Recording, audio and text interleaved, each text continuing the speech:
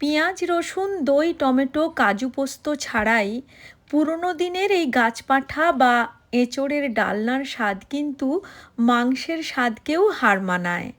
নমস্কার, আমি লিপিস কিচেনে আপনাদের সবাইকে স্বাগত জানাই। আজ সম্পূর্ণ নিরামিষভাবে একদম পুরনো দিনের মতো এঁচোড়ের ডালনা বানিয়ে দেখাবো। আশা করছি আপনাদের খুব ভালো লাগবে। আমার চ্যানেল এখনও না সাবস্ক্রাইব করা থাকলে চ্যানেলটি সাবস্ক্রাইব করার অনুরোধ রইল। এখানে আমি প্রায় 1 কেজির কাছাকাছি এঁচোড়কে এভাবে খোসা ছাড়িয়ে মাঝারি মাপ করে কেটে রেখেছি। এঁচোড়ের খোসা বাদ দিয়ে মোটামুটি এটা এখন 600 থেকে 650 গ্রামের মতো হবে।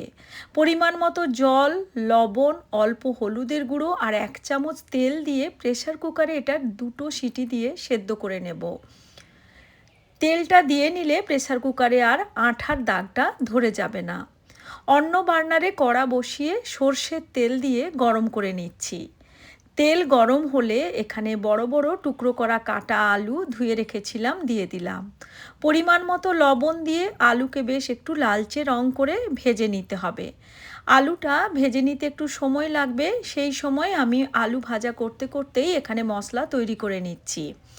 2 থেকে 2.5 ইঞ্চ পরিমাণ আদার টুকরো, 3টে মোটামুটি একটু নরম টাইপের কাঁচা লঙ্কা ভেঙে দিয়েছি। আর এখানে দিচ্ছি 1.5 চামচ মতো জিরে, গোটা জিরে, 10-12টার মতো গোটা গোলমরিচ আর খুব সামান্য একটু মৌরি দিয়েছি, 1/2 চামচেরও কম। এখানে 3-4টে শুকনো লাল লঙ্কাকে গরম জলে টুকরো করে ভিজিয়ে রেখেছিলাম, এর বীজটা বাদ দিয়ে কেবল খোসা দিলাম আর দিলাম তেজপাতা একটা। এবার জল দিয়ে বেশ মসৃণ করে মশলাকে বেটে নেব। বেশ মসৃণ করে মশলা আমাদের বাটা হয়ে গেছে। এদিকে আলুতেও সুন্দর লালচে রং ধরলে তুলে নিচ্ছি। ডালনার আলুকে এভাবে যদি লালচে রং করে ভেজে নেওয়া হয় তাতে করে খেতে বেশ টেস্টি হয়। 2টো সিটি দেওয়ার পর ফ্লেম অফ করে দিয়েছিলাম। আর এতে করে দেখুন এঁচোড়টা সুন্দর সুসেদ্ধ হলেও বেশি নরম হয়ে যায়নি। জলটা ভালো করে ঝরিয়ে নিয়েছি। এখন আলু তুলে নিয়ে সেদ্ধ করা এঁচোড়ের টুকরোগুলো দিয়ে দিলাম ভেজে নেওয়ার জন্য। এঁচোড়কেও কিন্তু বেশ একটু লালচে রং করে ভেজে নেব। এঁচোড় সেদ্ধ করে জল ফেলে দিয়ে তারপর লালচে রং করে ভেজে নিলে এঁচোড়ের মধ্যে যে একটা কষাটে ভাব থাকে সেটা কিন্তু চলে যায়। দেখুন সুন্দর লালচে রং ধরে গেছে। এখন সমস্ত এঁচোড় ভেজে তুলে নিলাম। এবার ওই কড়াইতে বেশ কিছুটা সর্ষের তেল দিয়ে দিচ্ছি। তেল গরম হলে এখানে দিয়ে দিচ্ছি তেজপাতা, গোটা জিরে আর গোটা গরম মশলা। ফোড়নটাকে লো ফ্লেমে ভেজে নেব। সেই সময় 1/2 চামচেরও কম হলুদের গুঁড়ো, 1 চামচ মতো ধনে গুঁড়ো, 1/2 চামচ কাশ্মীরি লাল লঙ্কাকে জলে এভাবে গুলে নিলাম।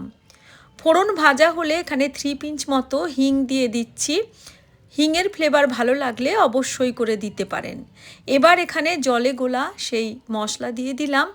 তেলের ওপর হলুদ আর লাল লঙ্কার গুঁড়ো মিশিয়ে ঘোল তৈরি করে যদি দিয়ে একটু কষিয়ে নেওয়া হয় তাতে করে রান্নার রঙটা কিন্তু খুব সুন্দর হয়। দেখতেই পাচ্ছেন খুব সুন্দর একটা রং ধরে গেছে। এখন মিক্সিতে বেটে রাখা মশলা দিয়ে দিলাম। মিক্সির জার ধুয়ে অল্প পরিমাণ একটু জল দিয়েছি, পরিমাণ মতো লবণ আর 1 চামচ মতো চিনি দিয়ে মশলাকে খুব সময় নিয়ে ভালো করে কষিয়ে নিতে হবে। মশলা যত ভালো করে কষানো হবে রান্নার স্বাদ কিন্তু ততটাই ভালো হবে, বলার অপেক্ষা রাখে না। মিডিয়াম টু লো ফ্লেমে রেখে দেখুন বেশ সময় নিয়ে মশলা কষিয়ে নিয়েছি। মশলা থেকে খুব সুন্দরভাবে তেলটা একদম ছেড়ে বের হয়ে এসেছে। ঠিক এভাবে মশলা ভালো করে কষিয়ে নিয়ে তারপর এখানে আমি ভেজে রাখা এঁচোড় দিয়ে দিচ্ছি। এই রান্নাতে কিন্তু আরও একটি ঘরোয়া উপকরণ আমি যোগ করব যাতে করে রান্নার ফ্লেভারটা অনেকটাই বেড়ে যাবে। এঁচোড়ের টুকরোগুলো দিয়ে 3-4 মিনিট মশলার সঙ্গে লো ফ্লেমে রেখে ভালো করে কষিয়ে নিয়েছি। আর তারপর এখানে ভেজে নেওয়া আলুগুলো যোগ করে দিচ্ছি।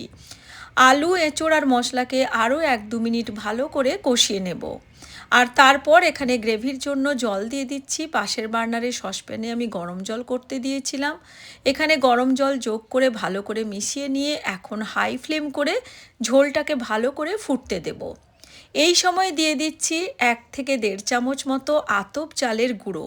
গোবিন্দভোগ চালের গুঁড়ো হলে খুব ভালো হয়, না হলেও যে কোনো আতপ চালের গুঁড়ো দিতে পারেন। এতে করে রান্নাটা যেমন ঘন হয় তেমনি ফ্লেভারটাও খুব সুন্দর হয়। এখানে দারচিনি, ছোটো এলাচ, লবঙ্গ, সামান্য একটু জয়িত্রীর ফুল আর একটু জায়ফলকে জল দিয়ে বেশ মসৃণ করে বেটে নিচ্ছি। জল দিয়ে বেশ ভালো করে এটা বেটে নিয়েছি। পুরনো দিনের রান্নায় কিন্তু এভাবে গরম মশলাকে বেটে ব্যবহার করা হতো। ঢাকা দিয়ে সমস্ত কিছু সুসেদ্ধ হওয়া পর্যন্ত, গ্রেভি ঘন হওয়া পর্যন্ত রান্না করে নিয়েছি।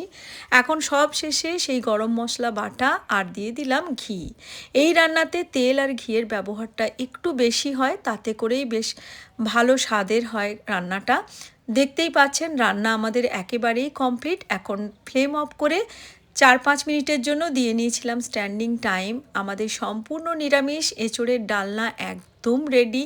এটা সত্যি দুর্দান্ত স্বাদের তৈরি হয়। আশা করছি আমার আজকের এই নিরামিষ রেসিপিটি আপনাদের ভালো লেগেছে। ভালো লাগলে লাইক, শেয়ার ও কমেন্ট করার অনুরোধ রইল। আজকের মতো এই পর্যন্তই। আবার হাজির হব নতুন কোনো রেসিপি নিয়ে। সবাই ভালো থাকবেন। Thanks for watching.